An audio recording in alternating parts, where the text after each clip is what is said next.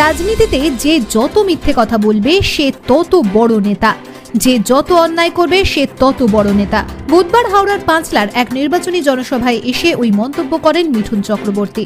তিনি হাওড়ার বিজেপি প্রার্থী ডাক্তার রথীন চক্রবর্তীর হয়ে প্রচারে আসেন। তিনি মঞ্চ থেকেই বাংলা ছায়াছবির বিখ্যাত সংলাপ "আমি জলঢোড়াও নই, হেলেও নই, জাত কেউটে" বলেন মিঠুন।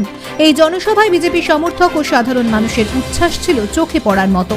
তিনি আরো বলেন, বাংলাতে নতুন সূর্য এবং উন্নয়নের ধারাকে চিরস্থায়ী করতে এবারের হাওড়া সদরের ভারতীয় জনতা পার্টির প্রার্থী রথীন চক্রবর্তীকে বিপুল ভোটে জয়ী করুন এবং যশস্বী প্রধানমন্ত্রী নরেন্দ্র মোদীজিকে পুনরায় প্রধানমন্ত্রীর সিংহাসনে বসতে সহযোগিতা করুন। মোদীজি পারেন ভারতবর্ষকে বিশ্বের আসনে শীর্ষে পৌঁছে দিতে। মিঠুনের জনসভায় উপচে পড়েছিল সাধারণ মানুষের ভিড়। প্রশাসনকে হিমশিম খেতে হয়েছে ভিড় সামলাতে গিয়ে।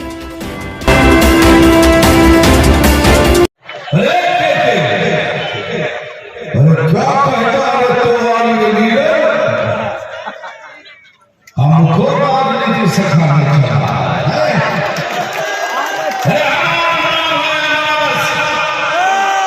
हम किसी की कुर्सी नीचे से खिसकाएंगे।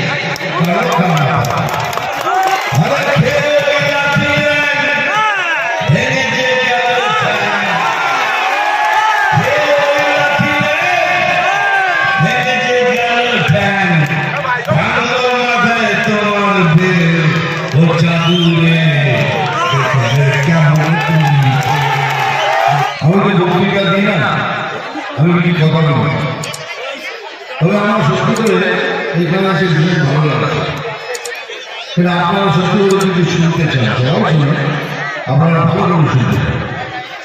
আর জানি ক্যামেরা কিনে যে ফোন আর তাতে ছবি তুলবেন নিতে পারে, আগামী সেই কাজটা করে তুলুন।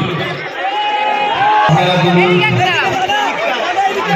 বলছিলাম তখন শুনছিলাম এই বয়সে দাঁড়িয়ে কি দেখতে পারি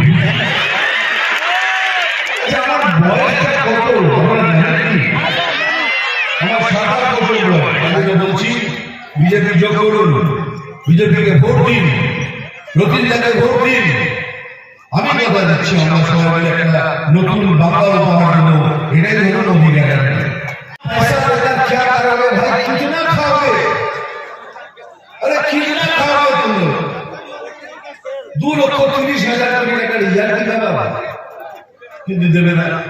আরে এদের অ্যাকচুয়ালি ভোট ব্যাংক মুসলমান ভাই বোনরা বলে ওরা দুধ দেয়, তোদের নাকি খাবা যে দুধ দেওয়া বন্ধ করবে।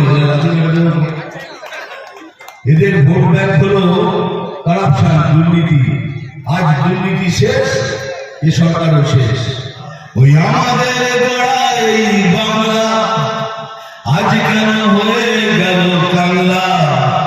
যদি প্রশ্ন করে বীর নেতাজি কি তার জবাব দেব আমরা? বন্দে মাতরম।